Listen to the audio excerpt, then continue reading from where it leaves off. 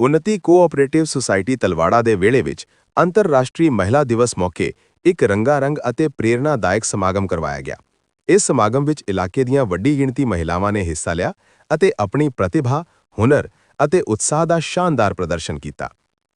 ਇਸ ਮੌਕੇ NCCF ਤੋਂ ਰੇਖਾ ਮਿਸ਼ਰਾ ਮੁੱਖ ਮਹਿਮਾਨ ਵਜੋਂ ਸ਼ਾਮਲ ਹੋਈਆਂ, ਜਦਕਿ 1008 ਵੈਸ਼ਨਵ ਆਚਾਰਿਆ ਮਹਾਮੰਡਲੇਸ਼ਵਰ ਮਹੰਤ ਰਮੇਸ਼ ਦਾਸ ਸ਼ਾਸਤਰੀ ਵਿਸ਼ੇਸ਼ ਮਹਿਮਾਨ ਵਜੋਂ ਹਾਜ਼ਰ ਰਹੇ। ਸਮਾਗਮ ਦੀ ਸ਼ੁਰੂਆਤ ਮਹਿਮਾਨਾਂ ਵੱਲੋਂ ਸ਼ਮਾ ਰੋਸ਼ਨ ਕਰਕੇ ਕੀਤੀ ਗਈ ਅਤੇ ਇਸ ਦੌਰਾਨ ਸਮਾਜ ਵਿੱਚ ਮਹਿਲਾਵਾਂ ਦੀ ਮਹੱਤਵਪੂਰਨ ਭੂਮਿਕਾ ਅਤੇ ਉਹਨਾਂ ਦੇ ਸਸ਼ਕਤੀਕਰਨ ਤੇ ਵੀ ਚਰਚਾ ਕੀਤੀ ਗਈ। ਪ੍ਰੋਗਰਾਮ ਦੌਰਾਨ ਸੱਭਿਆਚਾਰਕ ਗਤੀਵਿਧੀਆਂ ਨੇ ਖੂਬ ਰੌਣਕ ਬਣਾਈ ਰੱਖੀ। ਆਸ-ਪਾਸ ਦੇ ਵੱਖ-ਵੱਖ ਸਵੈ-ਸਹਾਇਤਾ ਸਮੂਹਾਂ ਦੀਆਂ ਮਹਿਲਾਵਾਂ ਨੇ ਸਟੇਜ ਤੇ ਰਵਾਇਤੀ ਗਿੱਧਾ ਅਤੇ ਭੰਗੜਾ ਦੀਆਂ ਪੇਸ਼ਕਾਰੀਆਂ ਕਰਕੇ ਦਰਸ਼ਕਾਂ ਦਾ ਮਨ ਮੋਹ ਲਿਆ। ਇਸ ਤੋਂ ਇਲਾਵਾ ਸੋਲੋ ਡਾਂਸ ਅਤੇ ਮਨੋਰੰਜਕ ਪ੍ਰਸਤੁਤੀਆਂ ਨੇ ਵੀ ਸਭ ਦਾ ਦਿਲ ਜਿੱਤ ਲਿਆ। ਸਮਾਗਮ ਦੌਰਾਨ ਮਹਿਲਾਵਾਂ ਵੱਲੋਂ ਸਮਾਜਿਕ ਸੰਦੇਸ਼ ਭਰੇ ਨਾਟਕ ਵੀ ਪੇਸ਼ ਕੀਤੇ ਗਏ, ਜਿਨ੍ਹਾਂ ਰਾਹੀਂ ਸਮਾਜਿਕ ਬੁਰਾਈਆਂ ਦੇ ਖਿਲਾਫ ਜਾਗਰੂਕਤਾ ਫੈਲਾਉਣ ਅਤੇ ਨਾਰੀ ਸ਼ਕਤੀ ਦੇ ਸਨਮਾਨ ਦਾ ਸੰਦੇਸ਼ ਦਿੱਤਾ ਗਿਆ। ਪ੍ਰੋਗਰਾਮ ਦੇ ਅਖੀਰ ਵਿੱਚ ਮੁੱਖ ਮਹਿਮਾਨ ਰੇਖਾ ਮਿਸ਼ਰਾ ਅਤੇ ਮਹੰਤ ਰਮੇਸ਼ ਦਾਸ ਸ਼ਾਸਤਰੀ ਵੱਲੋਂ ਸਮਾਜ ਦੇ ਵੱਖ-ਵੱਖ ਖੇਤਰਾਂ ਵਿੱਚ ਸ਼ਲਾਘਾਯੋਗ ਯੋਗਦਾਨ ਪਾਉਣ ਵਾਲੀਆਂ ਮਹਿਲਾਵਾਂ ਅਤੇ ਪ੍ਰੋਗਰਾਮ ਵਿੱਚ ਭਾਗ ਲੈਣ ਵਾਲੀਆਂ ਸ਼ਖਸੀਅਤਾਂ ਨੂੰ ਯਾਦਗਾਰੀ ਚਿੰਨ੍ਹ ਦੇ ਕੇ ਸਨਮਾਨਿਤ ਕੀਤਾ ਗਿਆ।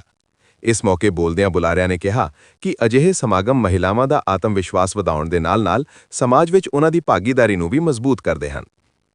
ਅੰਤ ਵਿੱਚ ਉન્નਤੀ ਕੋਆਪਰੇਟਿਵ ਸੁਸਾਇਟੀ ਦੇ ਫਾਊਂਡਰ ਡਾਇਰੈਕਟਰ ਜੋਤੀ ਸਰੂਪ ਵੱਲੋਂ ਸਾਰੇ ਮਹਿਮਾਨਾਂ ਅਤੇ ਹਾਜ਼ਰੀਨਾਂ ਦਾ ਧੰਨਵਾਦ ਕੀਤਾ ਗਿਆ।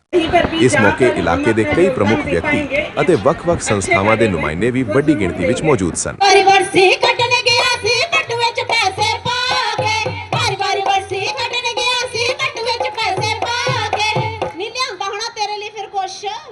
ਸਵਾਲ ਲਿਆਉਣਾ ਸੀ ਲੁਧਿਆਣੇ ਸਟੇਸ਼ਨ ਤੋਂ ਮੁੜ ਆਇਆ ਜੇਬ ਕਢਾ ਕੇ ਲੁਧਿਆਣੇ ਪਿਆ 5 ਭੰਗਾੜੀਆਂ ਲੈਣੀਆਂ ਪੈਣੀਆਂ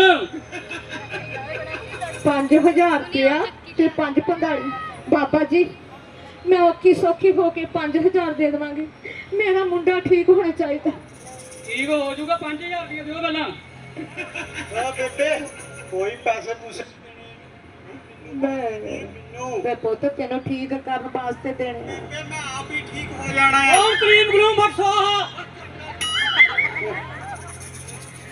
ਤੋਂ ਲੈ ਆਈ ਹੈ। ਆ ਲਓ 5000 ਰੁਪਇਆ। ਬੇਬੇ ਮੈਨੂੰ ਪਤਾ ਹੈ ਮੈਨੂੰ ਕੀ ਚਾਹੀਦਾ ਹੈ। ਆਲਾ ਪੁੱਤਰ ਗੁੱਸਾ ਨਹੀਂ ਕਰੀਦਾ ਹੁੰਦਾ, ਪਾਣੀ ਨਾਲ ਖਾ ਲਈਏ। ਓਮ ਕਰੀਮ ਗਲੂਮ ਬਖਸ਼ਾ। ਬਾਬਿਆਂ ਨੇ ਵੀ ਇਹ ਚੀਜ਼ਾਂ ਰੱਖੀ ਜਿਹੜੀ ਲੱਕੀ ਨੇ ਰੱਖੀ ਸੀ। ਨਾ ਕਿਹੜੀ ਲੱਕੀ ਨੇ ਕਿਹੜੀ ਚੀਜ਼ ਰੱਖੀ ਆ? ਤੇਰੀ ਇਹ ਮਿੰਟ 'ਚ ਦੂਰ ਕਰ ਦੂ। ਲੱਕੀ ਇਹ ਹੈ ਕੀ ਹੈ? ਉਹ ਦਵਾਈ ਹੈ, ਦਵਾਈ ਚੈੱਕ ਕਰਕੇ ਤਾਂ ਦੇਖ। ਨਸ਼ਾ ਤਾਂ ਨਹੀਂ? ਉਹ ਨਾ ਅੰਮ੍ਰਿਤ ਹੈ, ਤੂੰ ਇੱਕ ਵਾਰੀ ਚੈੱਕ ਕਰ, ਟੈਨਸ਼ਨਾਂ ਤਾਂ ਤੇਰੀਆਂ ਮਿੰਟਾਂ 'ਚ ਦੜਾ ਦੂ।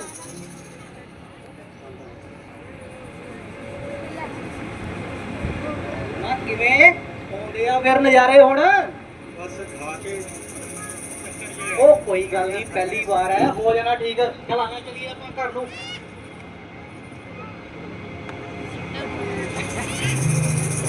उदासी है वो न वो जीने देती है न वो मरने देती है।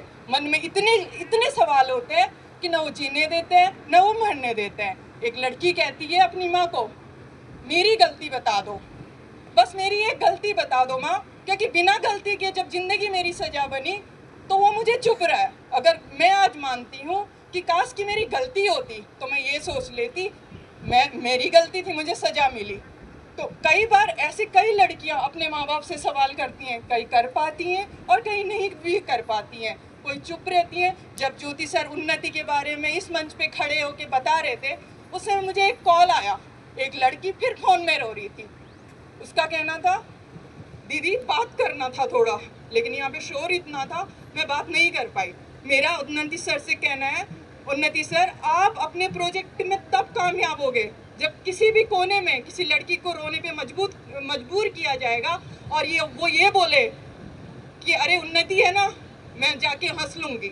तो तब आपका ये जो आप कर रहे हैं, जितनी मेहनत कर रहे हैं, तब उस दिन पूरा होगा जिस दिन हर लड़की को ये रहेगा कि मेरे बैक सपोर्ट में उन्नति है। जिस दिन आप ऐसा कर पाएंगे, उस दिन आपका काम, उस दिन आपकी दौड़, उस दिन वहाँ पे आपको रुकना चाहिए, तब तक आपको नहीं रुकना चाहिए, वहाँ पे आपकी दौड़ उस दिन खत्म होगी। इसलिए मैं चाहती हूँ पूरा भारत, जितने भी ऑफिसर्स हैं, जितना भी सरकार है, सब उन्नति सर को इतना सपोर्ट करो कि किसी भी अंधेरे में कोई भी लड़की न तो रो रही हो, न बेसहारा महसूस कर रही हो, न ये ढूंढ रही हो कि अगर मैं बाहर निकलूं, बच्चे को सीने से लगा के निकलूं तो मैं जाऊं कहाँ, मैं किसके पास जाऊं। न माँ बाप कभी बुलाता है, न पति रखने को तैयार होता है, कोई नशे में धुत है तो कोई किसी चीज़ में धुत है। तो ऐसे में उसको ये होना चाहिए कि उसके पीछे कुछ तो है, वो कुछ उन्नति बने। मैं इससे ज़्यादा कुछ नहीं चाहती। सर, मैं एक गवर्नमेंट एम्प्लॉय हूँ। अगर आपको कभी मेरी मदद ऐसे भी चाहिए कि आप मुझे बोलो मैडम नौकरी छोड़ के आ जाओ, मुझे मदद की ज़रूरत है, मेरे साथ जुड़ जाओ, मैं एक मिनट भी नहीं सोचूंगी। मैं हमेशा यहाँ पे आती हूँ, मुझे इतना यहाँ सुकून मिलता है। मैं जब भी यहाँ पे आती हूँ मुझे मेरे मन से आपके लिए निकलता है धन्यवाद कि आपने मुझे एक दिन फिर दे दिया जीने के लिए, क्योंकि मैं जब यहाँ आई हूँ मैंने उसको जिया है, मैं उसको जीती हूँ। मेरे को सुकून होता है, मुझे लगता है कोई तो इस धरती पे काम कर रहा है, कोई तो ऐसा नहीं जो फाइलों को इधर से उधर बहाने मार रहा है, कोई नेता को दोष दे रहा है, कोई किसी को दोष दे रहा है। कोई तो ऐसा है ज्योति सर के रूप में जो ये कह रहा है कि अरे हम खुद ही कर लेंगे, सब कुछ हम कर लेंगे। तो इसलिए ज्योति सर, आप कोशिश करना कि किसी कोने पे कोई लड़की ना रो रही हो, किसी को कभी सहारा ढूंढने के लिए इधर उधर न जाना पड़ रहा हो। तो मैं आपसे बस यही रिक्वेस्ट करती हूँ। धन्यवाद।